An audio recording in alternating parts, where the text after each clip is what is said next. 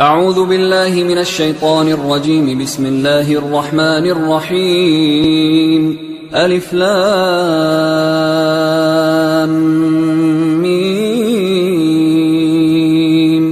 ذلك الكتاب لا ريب فيه هدى للمتقين الذين يؤمنون بالغيب ويقيمون الصلاة ومما رزقناهم ينفقون والذين يؤمنون بما أنزل إليك وما أنزل من قبلك وبالآخرة هم يوقنون أولئك على هدى من ربهم وأولئك هم المفلحون. إن الذين كفروا سواء عليهم أأنذرتهم أم لم تنذرهم لا يؤمنون. ختم الله على قلوبهم وعلى سمعهم وعلى أبصارهم غشاوة ولهم عذاب عظيم. ومن الناس من يقول آمنا بالله وباليوم الآخر وما هم بمؤمنين يخادعون الله والذين آمنوا وما يخدعون إلا أنفسهم وما يشعرون. في قلوبهم مرض فزادهم الله مرضا ولهم عذاب أليم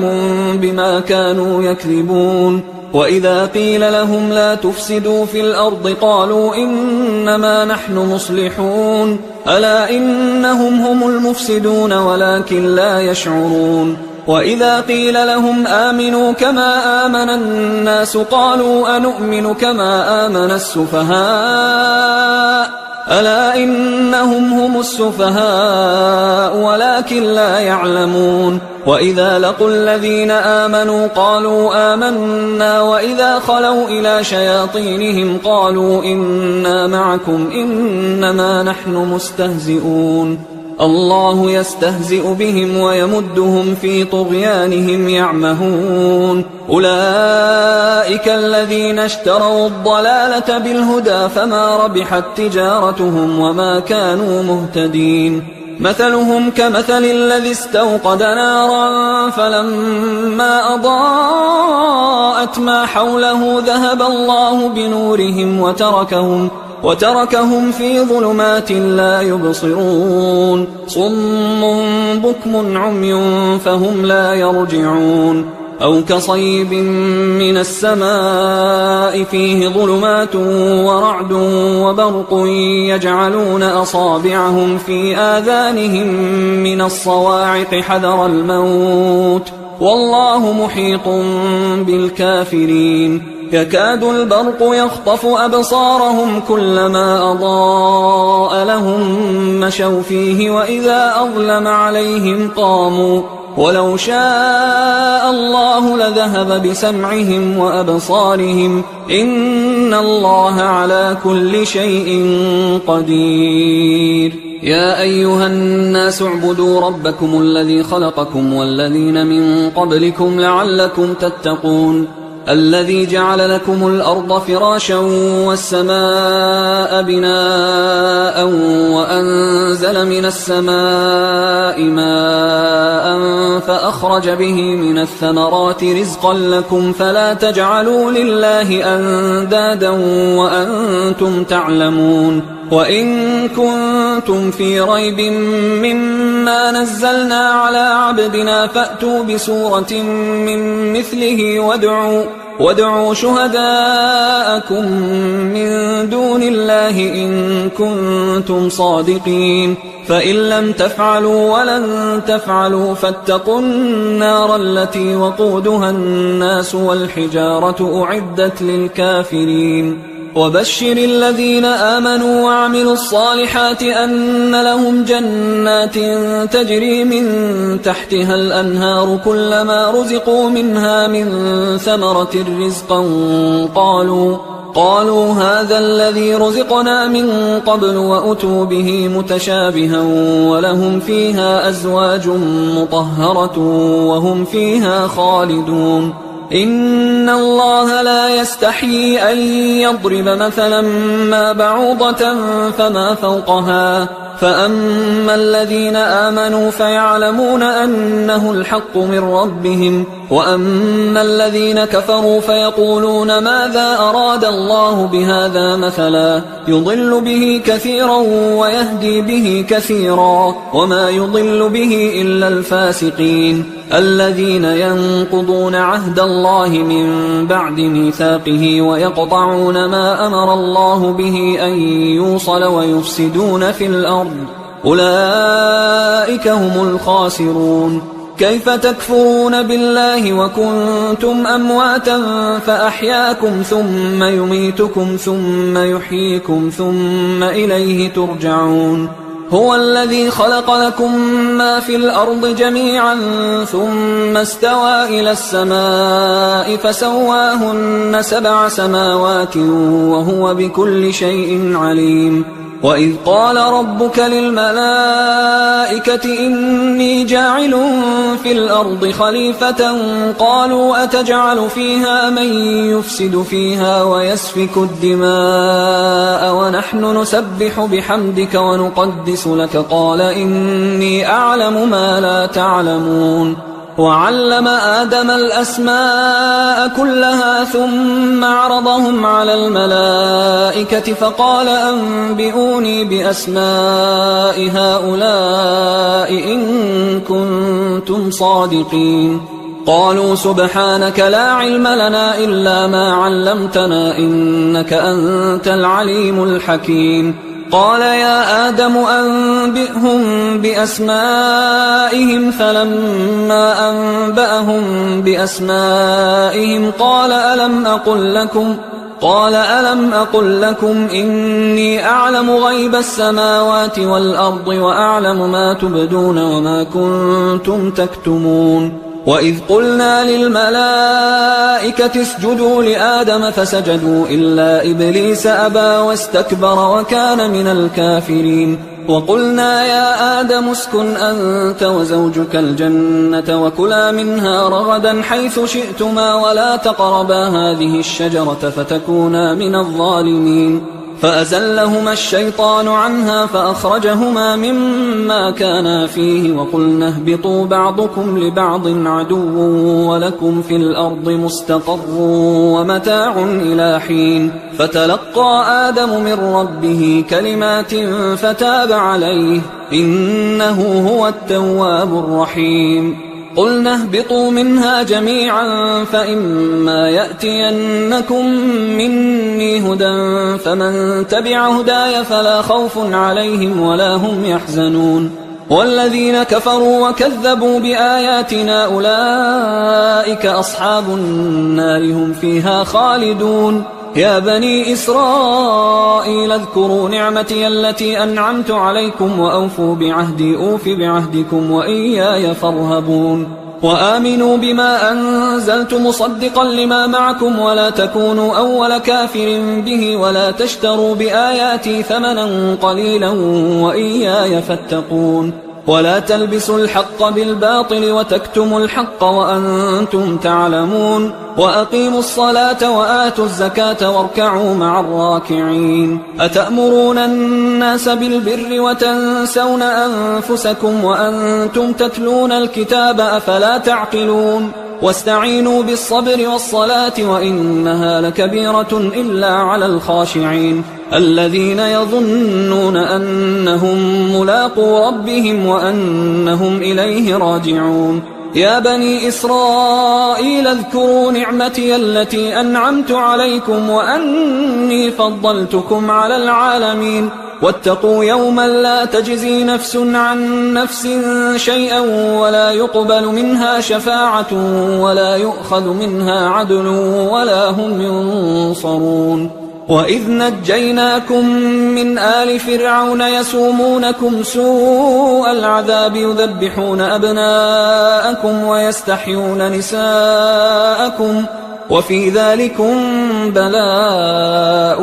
من ربكم عظيم. وإذ فرقنا بكم البحر فأنجيناكم وأغرقنا آل فرعون وأنتم تنظرون. وإذ واعدنا موسى 40 ليلة ثم اتخذتم العجل من بعده وأنتم ظالمون. ثم عفونا عنكم من بعد ذلك لعلكم تشكرون وإذ آتينا موسى الكتاب والفرقان لعلكم تهتدون وإذ قال موسى لقومه يا قوم إنكم ظلمتم أنفسكم باتخاذكم العجل فتوبوا إلى بارئكم فاقتلوا أنفسكم ذلكم خير لكم عند بارئكم فتاب عليكم إنه هو التواب الرحيم وإذ قلتم يا موسى لن نؤمن لك حتى نرى الله جهرة فأخذتكم الصاعقة وأنتم تنظرون ثم بعثناكم من بعد موتكم لعلكم تشكرون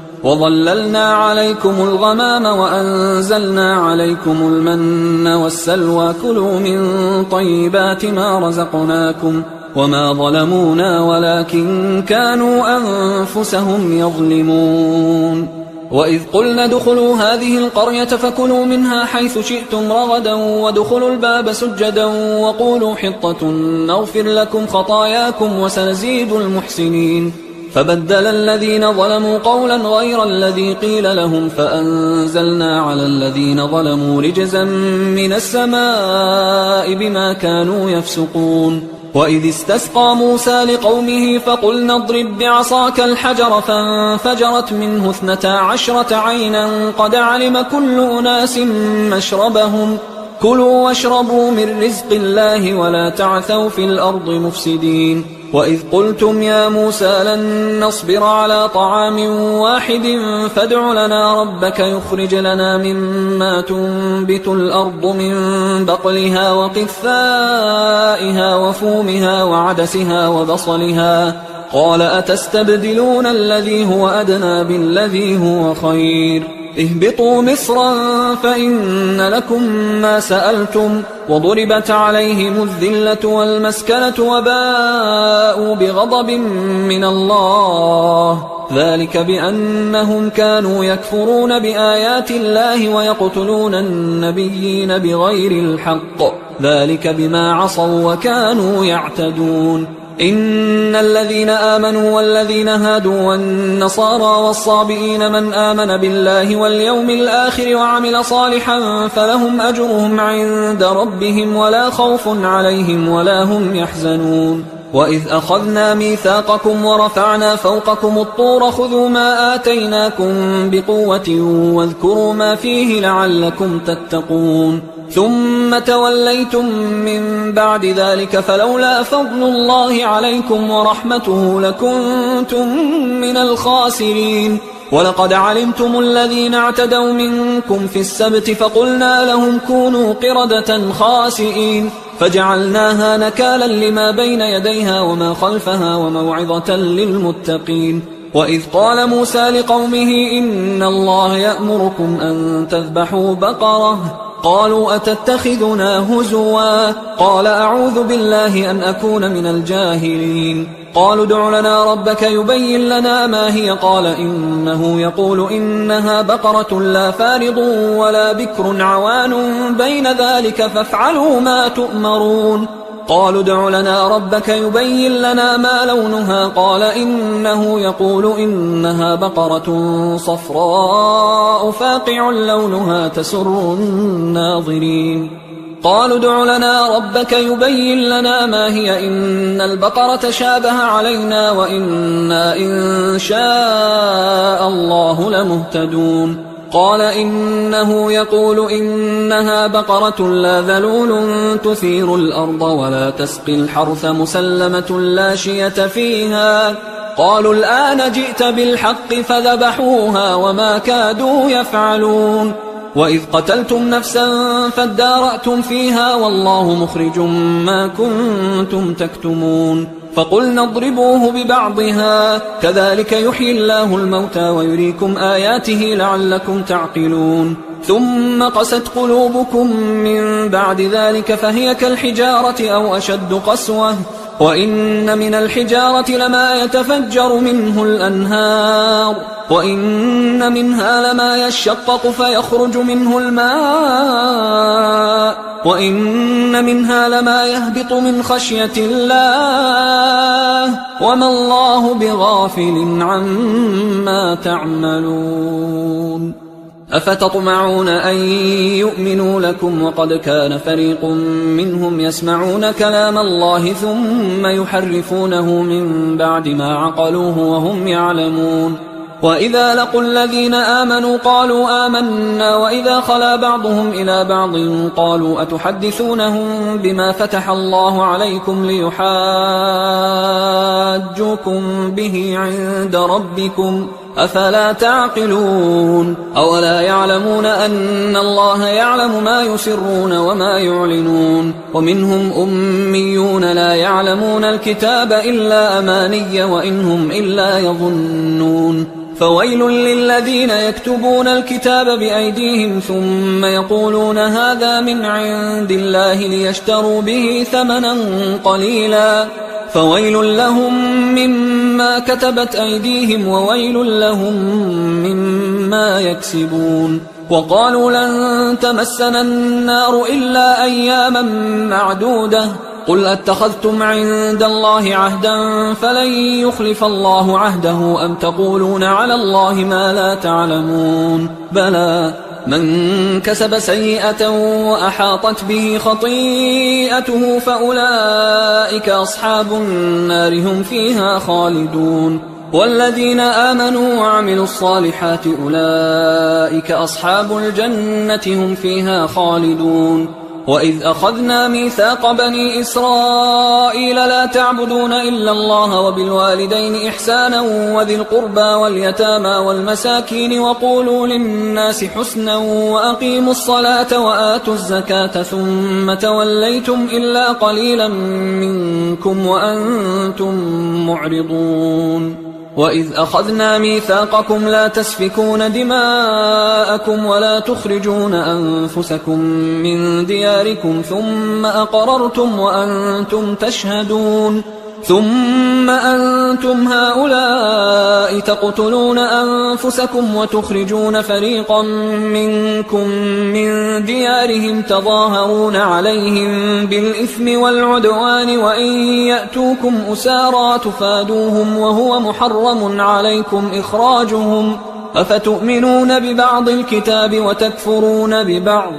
فما جزاء من يفعل ذلك منكم إلا خزي في الحياة الدنيا ويوم القيامة يردون إلى أشد العذاب وما الله بغافل عما تعملون أولئك الذين اشتروا الحياة الدنيا بالآخرة فلا يخفف عنهم العذاب ولا هم ينصرون ولقد آتينا موسى الكتاب وقفينا من بعده بالرسل وآتينا عيسى ابن مريم البينات وأيدناه بروح القدس أفكلما جاءكم رسول بما لا تهوى أنفسكم استكبرتم ففريقا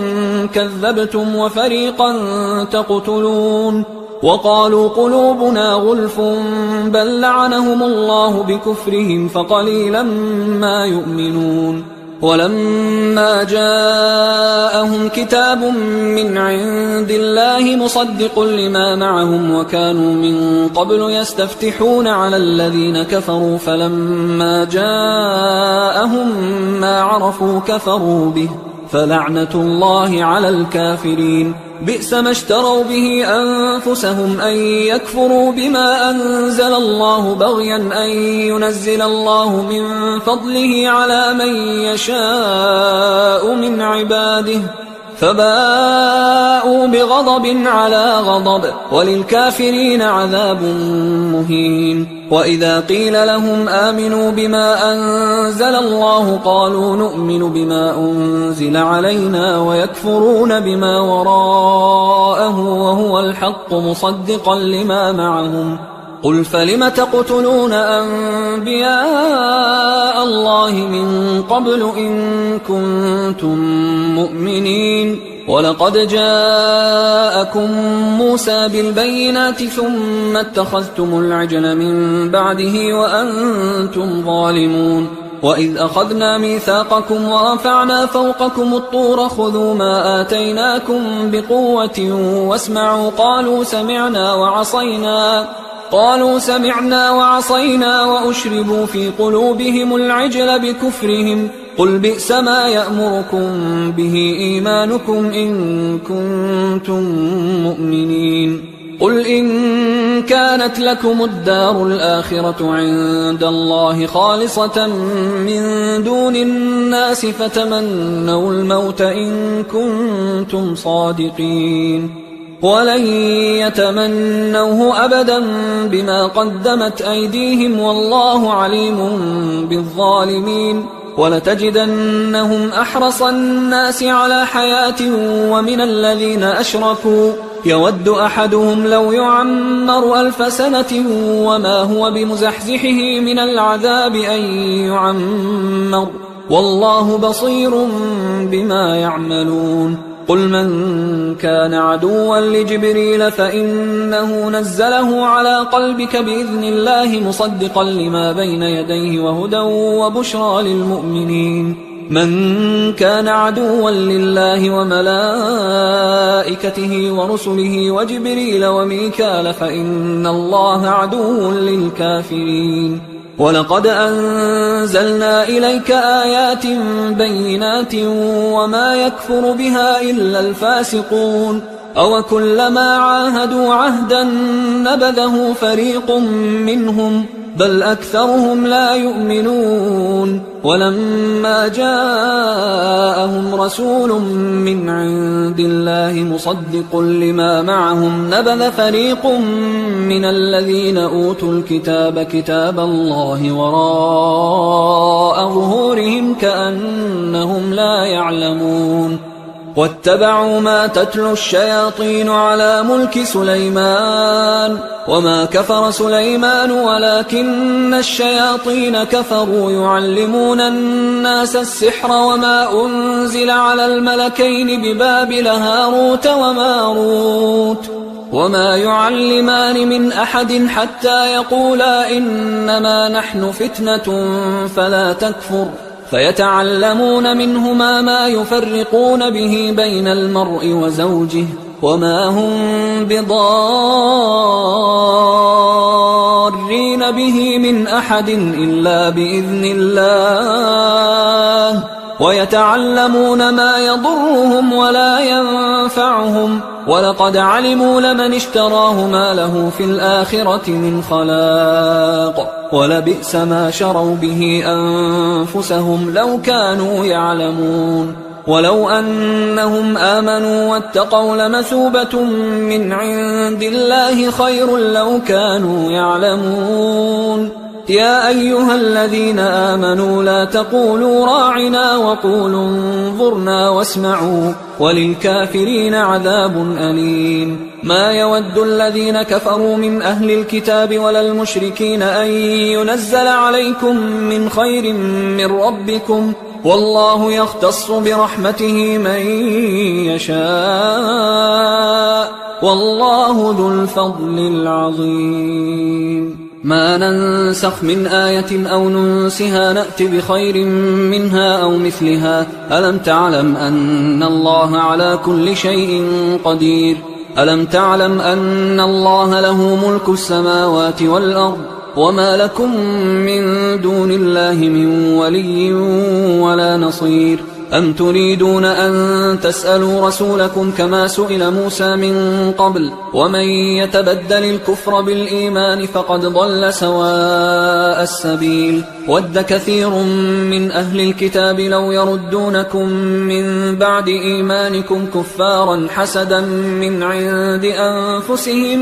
من بعد ما تبين لهم الحق فاعفوا واصفحوا حتى يأتي الله بأمره إن الله على كل شيء قدير وأقيموا الصلاة وآتوا الزكاة وما تقدموا لأنفسكم من خير تجدوه عند الله إن الله بما تعملون بصير وقالوا لن يدخل الجنة إلا من كان هودا أو نصارى تلك أمانيهم قل هاتوا برهانكم إن كنتم صادقين بلى من أسلم وجهه لله وهو محسن فله أجره عند ربه ولا خوف عليهم ولا هم يحزنون وقالت اليهود ليست النصارى على شيء وقالت النصارى ليست اليهود على شيء وهم يتلون الكتاب كذلك قال الذين لا يعلمون مثل قولهم فالله يحكم بينهم يوم القيامة فيما كانوا فيه يختلفون ومن أظلم ممن منع مساجد الله أن يذكر فيها اسمه وسعى في خرابها أولئك ما كان لهم أن يدخلوها إلا خائفين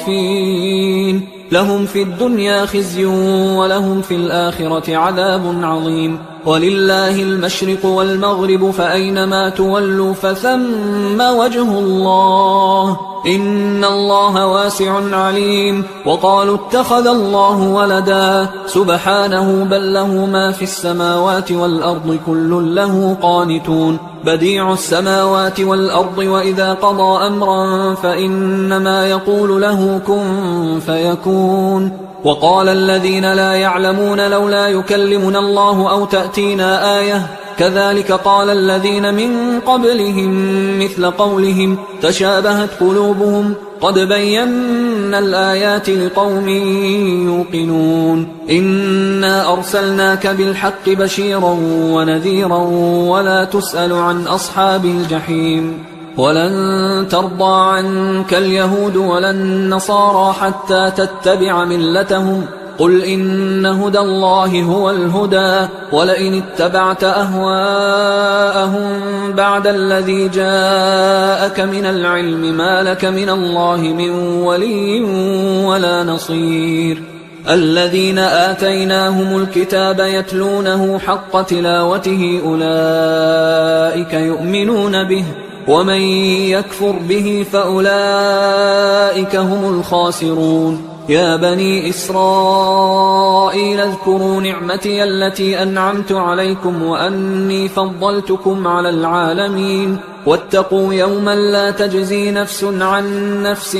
شيئا ولا يقبل منها عدل ولا تنفعها شفاعة ولا هم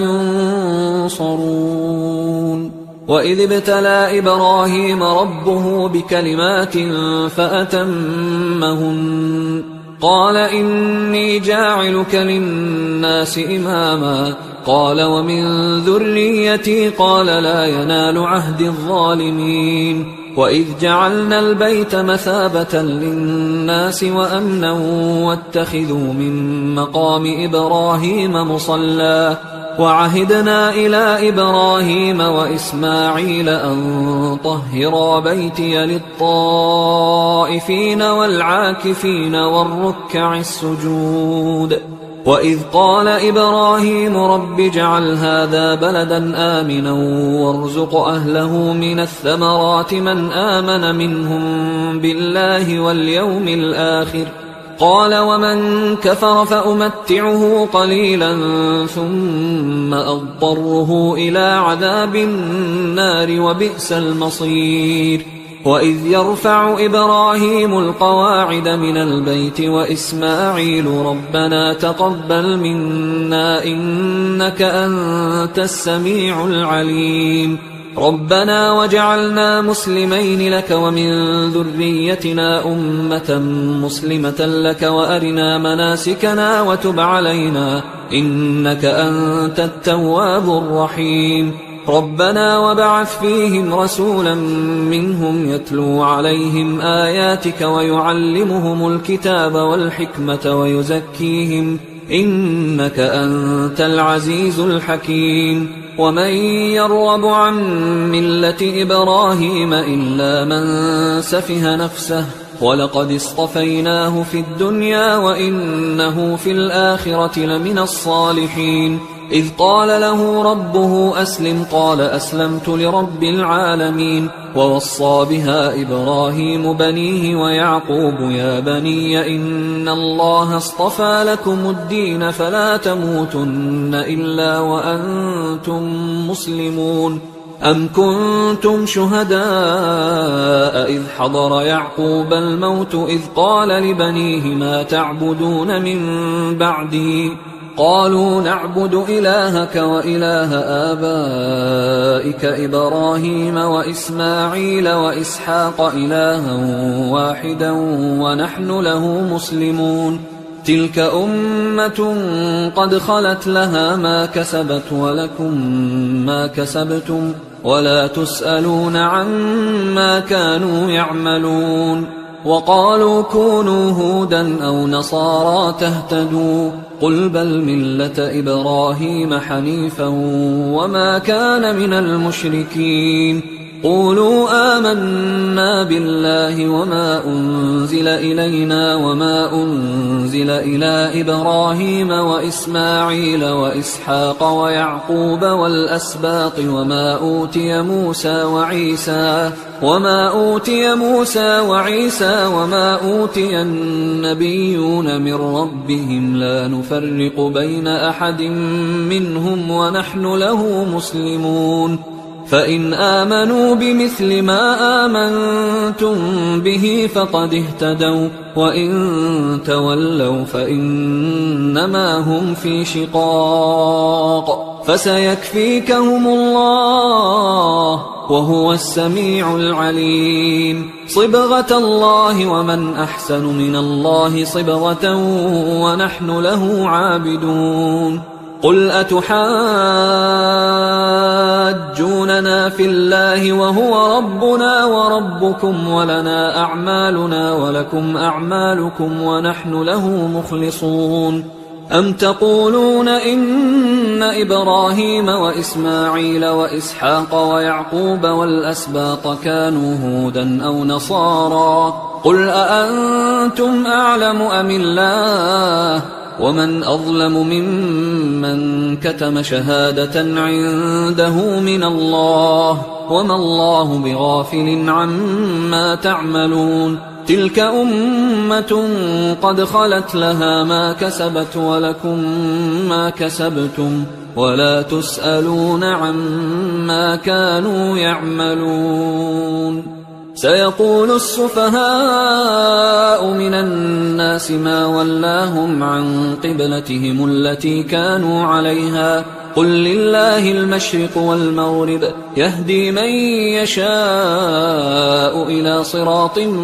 مستقيم. وكذلك جعلناكم أمة وسطا لتكونوا شهداء على الناس ويكون الرسول عليكم شهيدا. وما جعلنا القبلة التي كنت عليها إلا لنعلم من يتبع الرسول ممن ينقلب على عقبيه وإن كانت لكبيرة إلا على الذين هدى الله وما كان الله ليضيع إيمانكم إن الله بالناس لرؤوف رحيم. قد نرى تقلب وجهك في السماء فلنولينك قبلة ترضاها فول وجهك شطر المسجد الحرام وحيث ما كنتم فولوا وجوهكم شطره وإن الذين أوتوا الكتاب ليعلمون أنه الحق من ربهم وما الله بغافل عما يعملون. ولئن أتيت الذين أوتوا الكتاب بكل آية ما تبعوا قبلتك وما أنت بتابع قبلتهم وما بعضهم بتابع قبلة بعض ولئن اتبعت أهواءهم من بعد ما جاءك من العلم إنك إذا لمن الظالمين. الذين آتيناهم الكتاب يعرفونه كما يعرفون أبناءهم وإن فريقا منهم ليكتمون الحق وهم يعلمون الحق من ربك فلا تكونن من الممترين ولكل وجهة هو موليها فاستبقوا الخيرات أينما تكونوا يأت بكم الله جميعا إن الله على كل شيء قدير ومن حيث خرجت فول وجهك شطر المسجد الحرام وإنه للحق من ربك وما الله بغافل عما تعملون ومن حيث خرجت فول وجهك شطر المسجد الحرام وحيث ما كنتم فولوا وجوهكم شطره لئلا يكون للناس عليكم حجة إلا الذين ظلموا منهم فلا تخشوهم واخشوني ولأتم نعمتي عليكم ولعلكم تهتدون كما أرسلنا فيكم رسولا منكم يتلو عليكم آياتنا ويزكيكم ويعلمكم الكتاب والحكمة ويعلمكم ما لم تكونوا تعلمون فاذكروني أذكركم واشكروا لي ولا تكفرون يا أيها الذين آمنوا استعينوا بالصبر والصلاة إن الله مع الصابرين ولا تقولوا لمن يقتل في سبيل الله أموات بل أحياء ولكن لا تشعرون ولنبلونكم بشيء من الخوف والجوع ونقص من الأموال والأنفس والثمرات وبشر الصابرين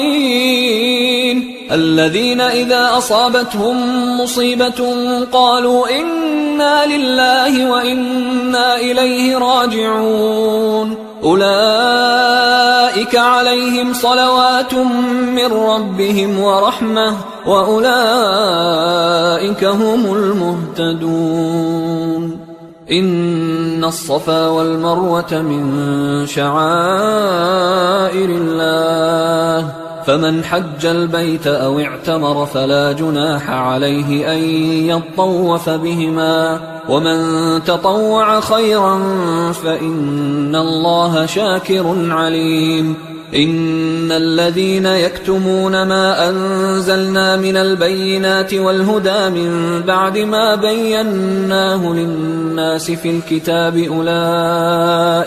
أولئك يلعنهم الله ويلعنهم اللاعنون إلا الذين تابوا وأصلحوا وبينوا فأولئك أتوب عليهم وأنا التواب الرحيم إن الذين كفروا وماتوا وهم كفار أولئك عليهم لعنة الله والملائكة والناس أجمعين خالدين فيها لا يخفف عنهم العذاب ولا هم ينظرون وإلهكم إله واحد لا إله إلا هو الرحمن الرحيم إن في خلق السماوات والأرض واختلاف الليل والنهار والفلك التي تجري في البحر بما ينفع الناس وما أنزل الله من السماء من ماء فأحيا به الأرض بعد موتها وبث فيها من كل دابة وتصريف الرياح والسحاب المسخر بين السماء والأرض لآيات لقوم يعقلون ومن الناس من يتخذ من دون الله أندادا يحبونهم كحب الله والذين آمنوا أشد حبا لله ولو يرى الذين ظلموا إذ يرون العذاب أن القوة لله جميعا وأن الله شديد العذاب إذ تبرأ الذين اتبعوا من الذين اتبعوا ورأوا العذاب وتقطعت بهم الأسباب وقال الذين اتبعوا لو أن لنا كرة فنتبرأ منهم كما تبرأوا منا كذلك يريهم الله أعمالهم حسرات عليهم وما هم بخارجين من النار. يا أيها الناس كلوا مما في الأرض حلالا طيبا ولا تتبعوا خطوات الشيطان إنه لكم عدو مبين. إنما يأمركم بالسوء والفحشاء وأن تقولوا على الله ما لا تعلمون. وإذا قيل لهم اتبعوا ما أنزل الله قالوا بل نتبع ما ألفينا عليه آباءنا أولو كان آباؤهم لا يعقلون شيئا ولا يهتدون. ومثل الذين كفروا كمثل الذي ينعق بما لا يسمع إلا دعاء ونداء صم بكم عمي فهم لا يعقلون. يا أيها الذين آمنوا كلوا من طيبات ما رزقناكم واشكروا لله إن كنتم إياه تعبدون. إنما حرم عليكم الميتة والدم ولحم الخنزير وما أهل به لغير الله فمن اضطر غير باغ ولا عاد فلا إثم عليه إن الله غفور رحيم. إن الذين يكتمون ما أنزل الله من الكتاب ويشترون به ثمنا قليلا أولئك ما يأكلون في بطونهم إلا النار ولا يكلمهم الله يوم القيامة ولا يزكيهم ولهم عذاب أليم. أولئك الذين اشتروا الضلالة بالهدى والعذاب بالمغفرة فما أصبرهم على النار ذلك بأن الله نزل الكتاب بالحق وإن الذين اختلفوا في الكتاب لفي شقاق بعيد. ليس البر أن تولوا وجوهكم قبل المشرق والمغرب ولكن البر من آمن بالله واليوم الآخر والملائكة والكتاب والنبيين وآتى المال على حبه ذوي القربى واليتامى والمساكين وابن السبيل والسائلين وفي الرقاب وأقام الصلاة وآتى الزكاة والموفون بعهدهم إذا عاهدوا والصابرين في البأساء والضراء وحين البأس أولئك الذين صدقوا وأولئك هم المتقون. يا أيها الذين آمنوا كتب عليكم القصاص في القتلى الحر بالحر والعبد بالعبد والأنثى بالأنثى فمن عفي له من أخيه شيء فاتباع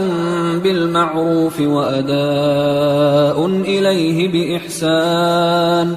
ذلك تخفيف من ربكم ورحمة فمن اعتدى بعد ذلك فله عذاب أليم. ولكم في القصاص حياة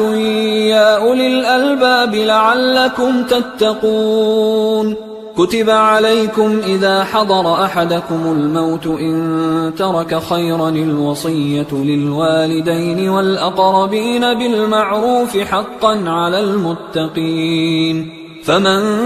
بدله بعدما سمعه فإنما إثمه على الذين يبدلونه إن الله سميع عليم. فمن خاف من موص جنفا أو إثما فأصلح بينهم فلا إثم عليه إن الله غفور رحيم. يا أيها الذين آمنوا كتب عليكم الصيام كما كتب على الذين من قبلكم لعلكم تتقون أياما معدودات فمن كان منكم مريضا أو على سفر فعدة من أيام أخر وعلى الذين يطيقونه فدية طعام مسكين فمن تطوع خيرا فهو خير له وأن تصوموا خير لكم إن كنتم تعلمون شهر رمضان الذي أنزل فيه القرآن هدى للناس وبينات من الهدى والفرقان فمن شهد منكم الشهر فليصم ومن كان مريضا أو على سفر فعدة من أيام أخر يريد الله بكم اليسر ولا يريد بكم العسر ولتكملوا العدة ولتكبروا الله على ما هداكم ولعلكم تشكرون وإذا سألك عبادي عني فإني قريب أجيب دعوة الداعي إذا دعان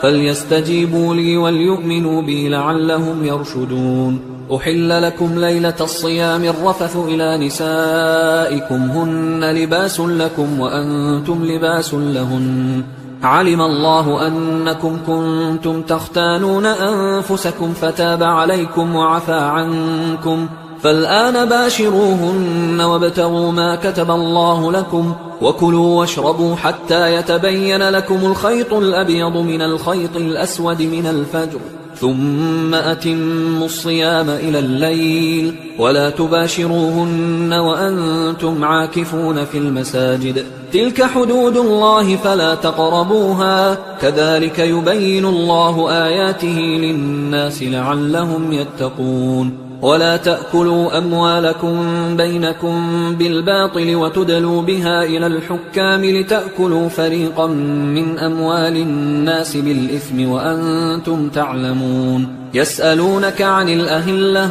قل هي مواقيت للناس والحج وليس البر بأن تأتوا البيوت من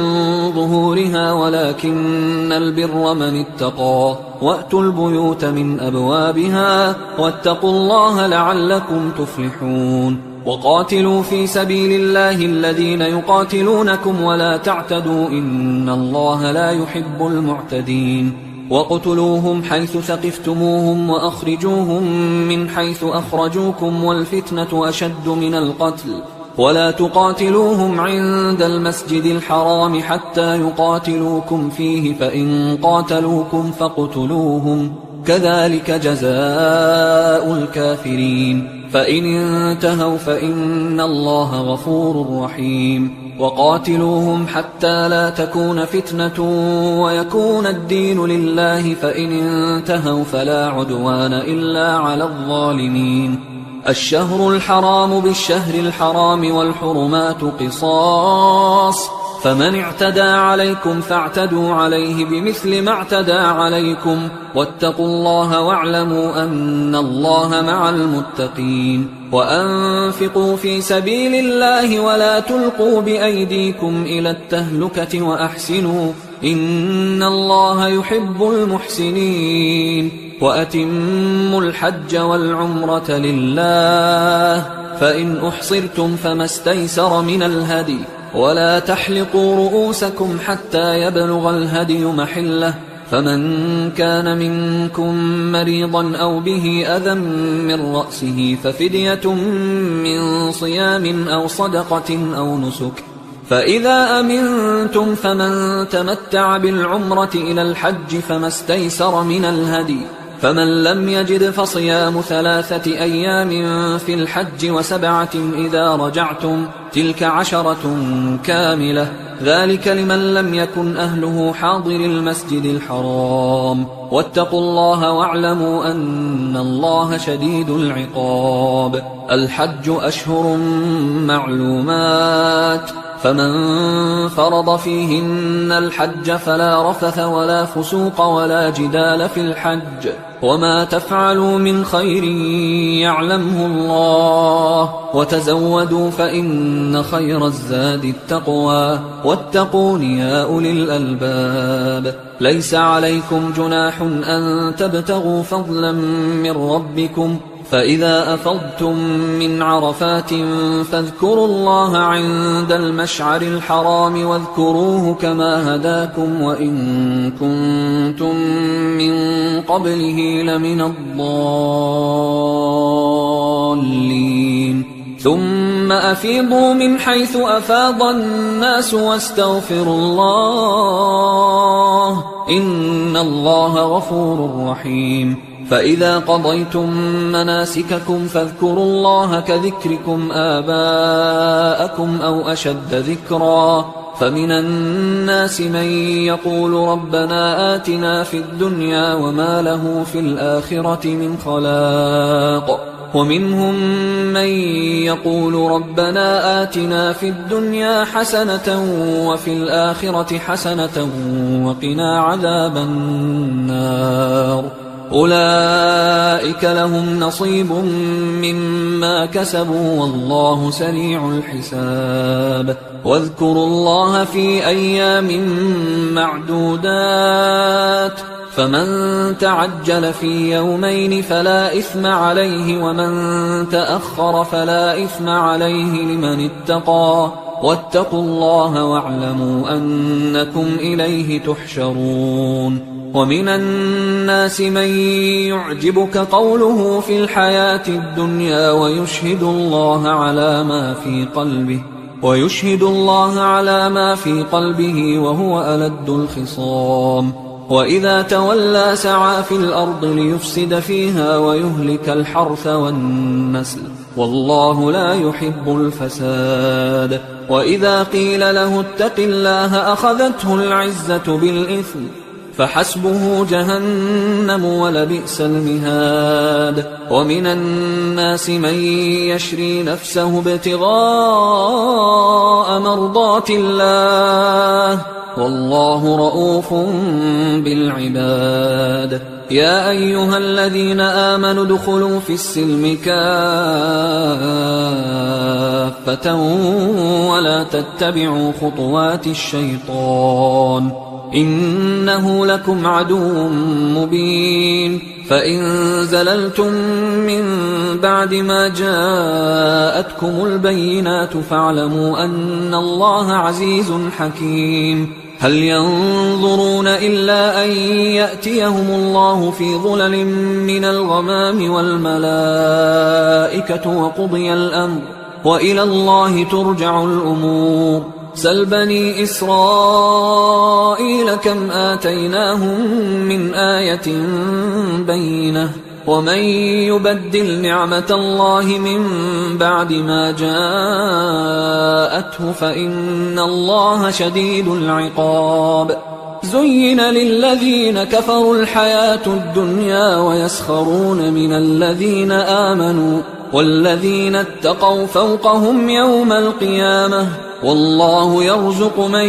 يشاء بغير حساب كان الناس أمة واحدة فبعث الله النبيين مبشرين ومنذرين وأنزل معهم الكتاب بالحق ليحكم بين الناس فيما اختلفوا فيه وما اختلف فيه إلا الذين أوتوه من بعد ما جاءتهم البينات بغيا بينهم فهدى الله الذين آمنوا لما اختلفوا فيه من الحق بإذنه والله يهدي من يشاء إلى صراط مستقيم أم حسبتم أن تدخلوا الجنة ولما يأتكم مثل الذين خلوا من قبلكم مستهم البأساء والضراء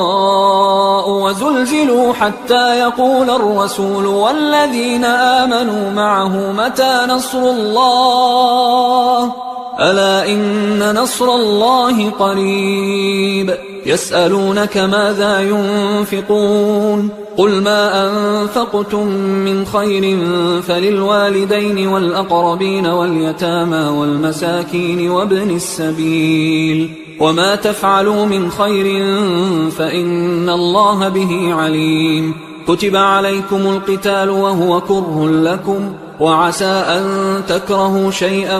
وهو خير لكم، وعسى أن تحبوا شيئا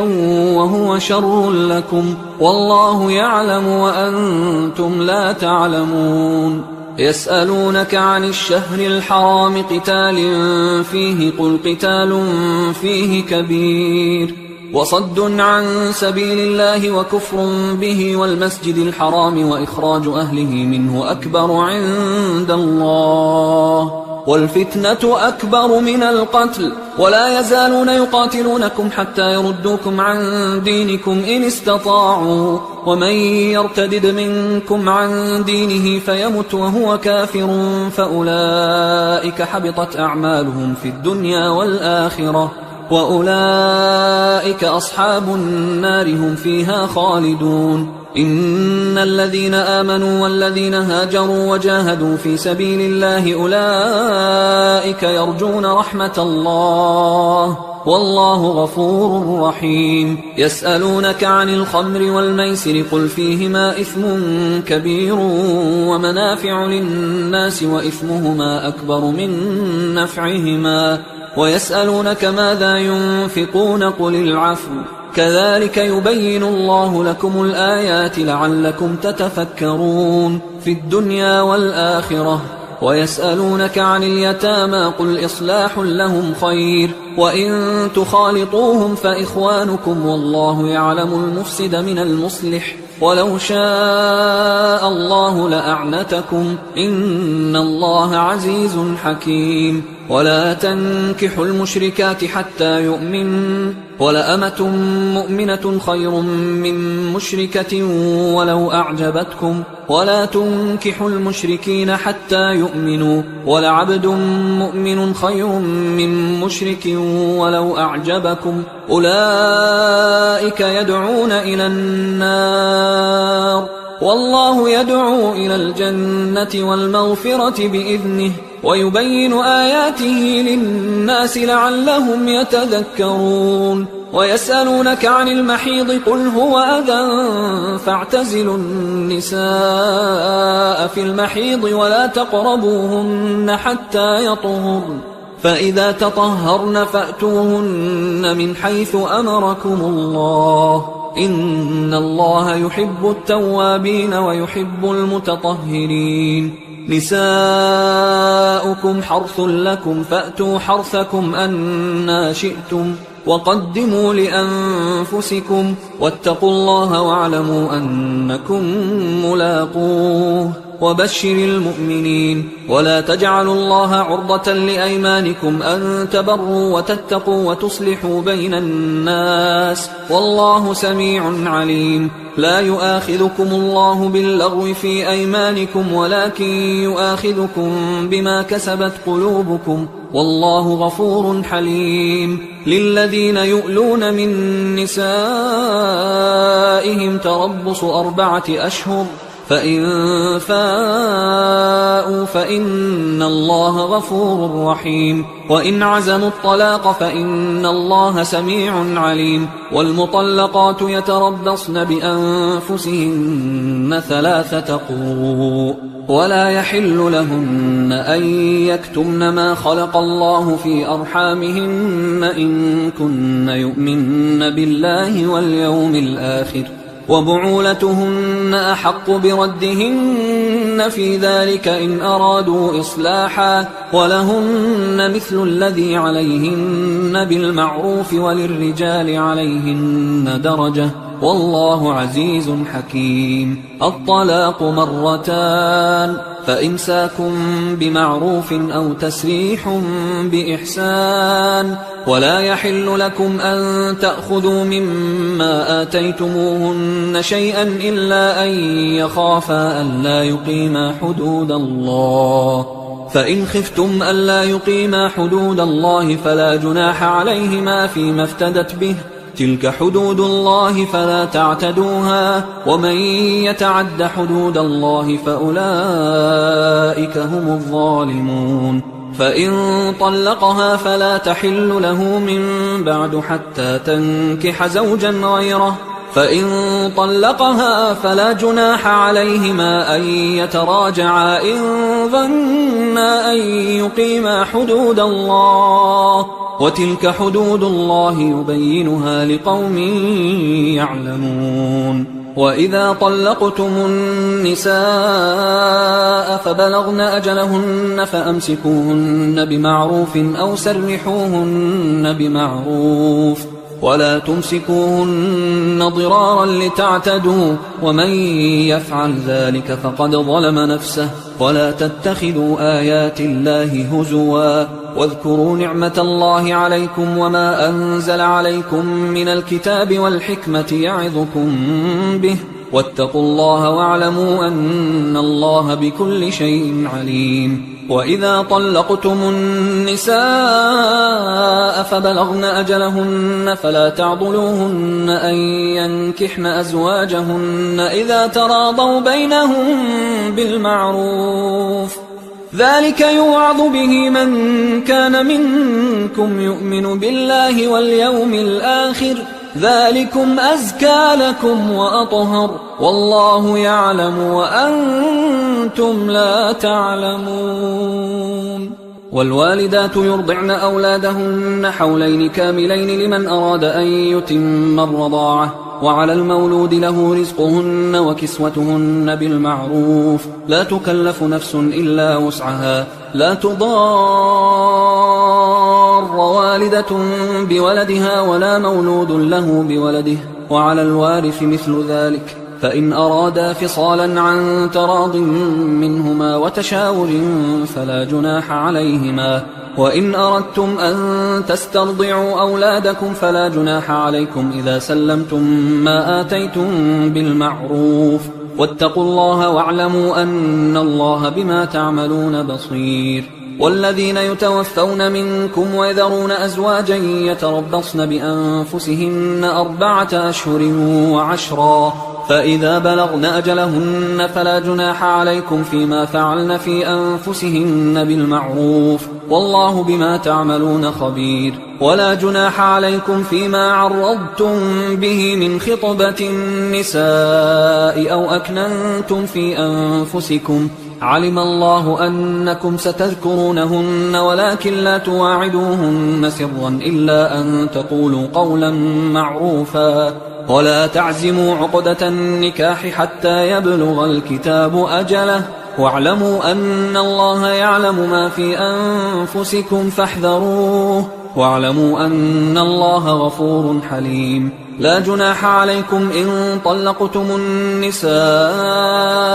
ما لم تمسوهن أو تفرضوا لهن فريضة، ومتعوهن على الموسع قدره وعلى المقتر قدره متاعا بالمعروف حقا على المحسنين. وإن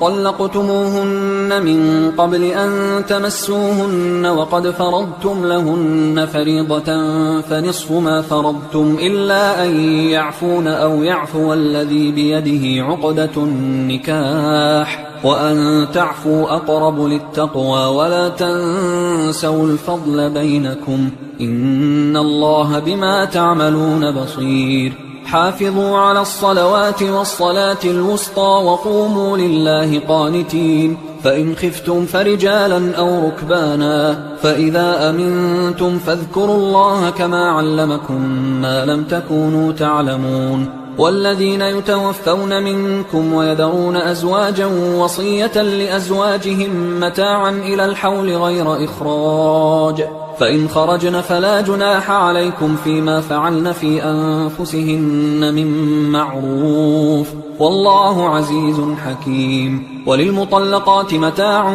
بالمعروف حقا على المتقين، كذلك يبين الله لكم آياته لعلكم تعقلون. ألم تر إلى الذين خرجوا من ديارهم وهم ألوف حذر الموت فقال لهم الله موتوا ثم أحياهم، إن الله لذو فضل على الناس ولكن أكثر الناس لا يشكرون. وقاتلوا في سبيل الله واعلموا أن الله سميع عليم. من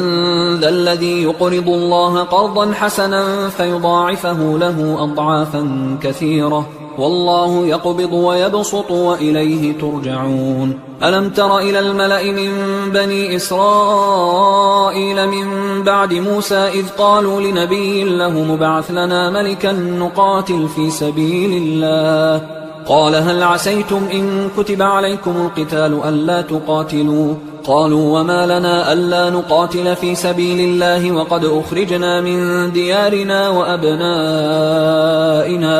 فلما كتب عليهم القتال تولوا إلا قليلا منهم والله عليم بالظالمين. وقال لهم نبيهم إن الله قد بعث لكم طالوت ملكا قالوا أنى يكون له الملك علينا ونحن أحق بالملك منه ولم يؤت سعة من المال قال إن الله اصطفاه عليكم وزاده بسطة في العلم والجسم والله يؤتي ملكه من يشاء والله واسع عليم. وقال لهم نبيهم إن آية ملكه أن يأتيكم التابوت فيه سكينة من ربكم وبقية مما ترك آل موسى وآل هارون تحمله الملائكة إن في ذلك لآية لكم إن كنتم مؤمنين. فلما فصل طالوت بالجنود قال إن الله مبتليكم بنهر فمن شرب منه فليس مني ومن لم يطعمه فإنه مني إلا من اغترف غرفة بيده فشربوا منه إلا قليلا منهم فلما جاوزه هو والذين آمنوا معه قالوا لا طاقة لنا اليوم بجالوت وجنوده قال الذين يظنون أنهم ملاقوا الله كم من فئة قليلة غلبت فئة كثيرة بإذن الله والله مع الصابرين. ولما برزوا لجالوت وجنوده قالوا ربنا أفرغ علينا صبرا وثبت أقدامنا وانصرنا على القوم الكافرين فهزموهم بإذن الله. وقتل داود جالوت وآتاه الله الملك والحكمة وعلمه مما يشاء ولولا دفع الله الناس بعضهم ببعض لفسدت الأرض ولكن الله ذو فضل على العالمين. تلك آيات الله نتلوها عليك بالحق وإنك لمن المرسلين. تلك الرسل فضلنا بعضهم على بعض منهم من كلم الله ورفع بعضهم درجات وآتينا عيسى ابن مريم البينات وأيدناه بروح القدس ولو شاء الله ما اقتتل الذين من بعدهم من بعد ما جاءتهم البينات ولكن اختلفوا فمنهم من آمن ومنهم من كفر ولو شاء الله ما اقتتلوا ولكن الله يفعل ما يريد. يا أيها الذين آمنوا أنفقوا مما رزقناكم من قبل أن يأتي يوم لا بيع فيه ولا خلة ولا شفاعة والكافرون هم الظالمون. الله لا إله إلا هو الحي القيوم لا تأخذه سنة ولا نوم له ما في السماوات وما في الأرض من ذا الذي يشفع عنده إلا بإذنه يعلم ما بين أيديهم وما خلفهم ولا يحيطون بشيء من علمه إلا بما شاء وسع كرسيه السماوات والأرض ولا يؤوده حفظهما وهو العلي العظيم. لا إكراه في الدين قد تبين الرشد من الغي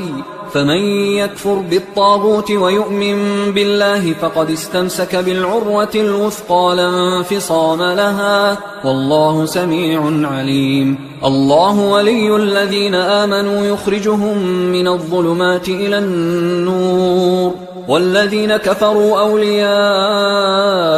الطاغوت يخرجونهم من النور إلى الظلمات أولئك أصحاب النار هم فيها خالدون. ألم تر إلى الذي حاج إبراهيم في ربه أن آتاه الله الملك إذ قال إبراهيم ربي الذي يحيي ويميت قال أنا أحيي وأميت قال إبراهيم فإن الله يأتي بالشمس من المشرق فأت بها من المغرب فبهت الذي كفر والله لا يهدي القوم الظالمين. أو كالذي مر على قرية وهي خاوية على عروشها قال أنى يحيي هذه الله بعد موتها فأماته الله 100 عام ثم بعثه قال كم لبثت؟ قال لبثت يوما أو بعض يوم. قال بل لبثت 100 عام فانظر إلى طعامك وشرابك لم يتسنه وانظر إلى حمارك ولنجعلك آية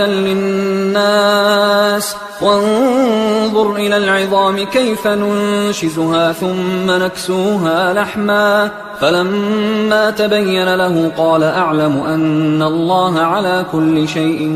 قدير. وإذ قال إبراهيم رب أرني كيف تحيي الموتى قال أولم تؤمن قال بلى ولكن ليطمئن قلبي قال فخذ 4 من الطير فصرهن إليك ثم اجعل على كل جبل منهن جزءا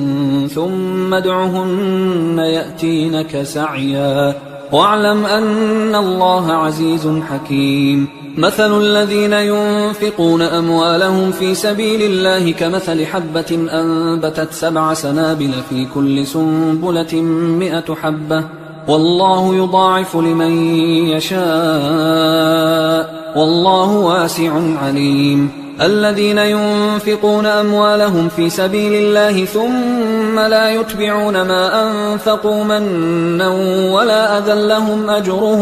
لهم أجرهم عند ربهم ولا خوف عليهم ولا هم يحزنون. قول معروف ومغفرة خير من صدقة يتبعها أذى والله غني حليم. يا أيها الذين آمنوا لا تبطلوا صدقاتكم بالمن والأذى كالذي ينفق ماله رئاء الناس ولا يؤمن بالله واليوم الآخر فمثله كمثل صفوان عليه تراب فأصابه وابل فتركه صلدا لا يقدرون على شيء مما كسبوا والله لا يهدي القوم الكافرين. ومثل الذين ينفقون أموالهم ابتغاء مرضات الله وتثبيتا من أنفسهم كمثل جنة بربوة أصابها وابل فآتت أكلها ضعفين فإن لم يصبها وابل فطل والله بما تعملون بصير. أيود أحدكم أن تكون له جنة من نخيل وأعناب تجري من تحتها الأنهار له فيها من كل الثمرات وأصابه الكبر وله ذرية ضعفاء فأصابها إعصار فيه نار فاحترقت كذلك يبين الله لكم الآيات لعلكم تتفكرون. يا أيها الذين آمنوا أنفقوا من طيبات ما كسبتم ومما أخرجنا لكم من الأرض ولا تيمموا الخبيث منه تنفقون ولستم بآخذيه إلا أن تغمضوا فيه واعلموا أن الله غني حميد. الشيطان يعدكم الفقر ويأمركم بالفحشاء والله يعدكم مغفرة منه وفضلا والله واسع عليم. يؤتي الحكمة من يشاء ومن يؤت الحكمة فقد أوتي خيرا كثيرا وما يذكر إلا أولو الألباب. وما أنفقتم من نفقة أو نذرتم من نذر فإن الله يعلمه وما للظالمين من أنصار. إن تبدوا الصدقات فنعما هي، وإن تخفوها وتؤتوها الفقراء فهو خير لكم ويكفر عنكم من سيئاتكم والله بما تعملون خبير. ليس عليك هداهم ولكن الله يهدي من يشاء. وما تنفقوا من خير فلأنفسكم وما تنفقون إلا ابتغاء وجه الله وما تنفقوا من خير يوفى إليكم وأنتم لا تظلمون. للفقراء الذين أحصروا في سبيل الله لا يستطيعون ضربا في الأرض يحسبهم الجاهل أغنياء من التعفف تعرفهم بسيماهم لا يسألون الناس إلحافا. وما تنفقوا من خير فإن الله به عليم. الذين ينفقون أموالهم بالليل والنهار سرا وعلانية فلهم أجرهم عند ربهم ولا خوف عليهم ولا هم يحزنون. الذين يأكلون الربا لا يقومون إلا كما يقوم الذي يتخبطه الشيطان من المس، ذلك بأنهم قالوا إنما البيع مثل الربا وأحل الله البيع وحرم الربا. فمن جاءه موعظة من ربه فانتهى فله ما سلف وأمره إلى الله ومن عاد فأولئك أصحاب النار هم فيها خالدون. يمحق الله الربا ويربي الصدقات والله لا يحب كل كفار أثيم. إن الذين آمنوا وعملوا الصالحات وأقاموا الصلاة وآتوا الزكاة لهم أجرهم عند ربهم ولا خوف عليهم ولا هم يحزنون. يا أيها الذين آمنوا اتقوا الله وذروا ما بقي من الربا إن كنتم مؤمنين، فإن لم تفعلوا فأذنوا بحرب من الله ورسوله، وإن تبتم فلكم رؤوس أموالكم لا تظلمون ولا تظلمون. وإن كان ذو عسرة فنظرة إلى ميسرة وأن تصدقوا خير لكم إن كنتم تعلمون. واتقوا يوما ترجعون فيه إلى الله ثم توفى كل نفس ما كسبت وهم لا يظلمون. يا أيها الذين آمنوا إذا تداينتم بدين إلى أجل مسمى فاكتبوه وليكتب بينكم كاتب بالعدل ولا يأب كاتب أن يكتب كما علمه الله، فليكتب وليملل الذي عليه الحق وليتق الله ربه ولا يبخس منه شيئا، فإن كان الذي عليه الحق سفيها أو ضعيفا أو لا يستطيع أن يمله فليملل وليه بالعدل، واستشهدوا شهيدين من رجالكم، فإن لم يكونا رجلين فرجل وامرأتان ممن ترضون من الشهداء أن تضل إحداهما فتذكر إحداهما الأخرى، ولا يأبى الشهداء إذا ما دعوا، ولا تسأموا أن تكتبوه صغيرا أو كبيرا إلى أجله، ذلكم أقسط عند الله وأقوم للشهادة وأدنى أن لا ترتابوا إلا أن تكون تجارة حاضرة تديرونها بينكم فليس عليكم جناح ألا تكتبوها، وأشهدوا إذا تبايعتم ولا يضار كاتب ولا شهيد، وإن تفعلوا فإنه فسوق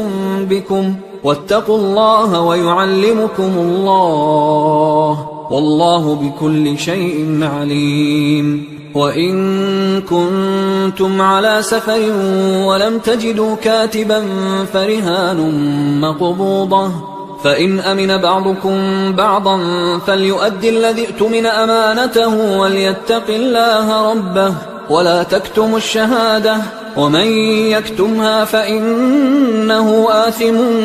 قلبه والله بما تعملون عليم. لله ما في السماوات وما في الأرض، وإن تبدوا ما في أنفسكم أو تخفوه يحاسبكم به الله فيغفر لمن يشاء ويعذب من يشاء والله على كل شيء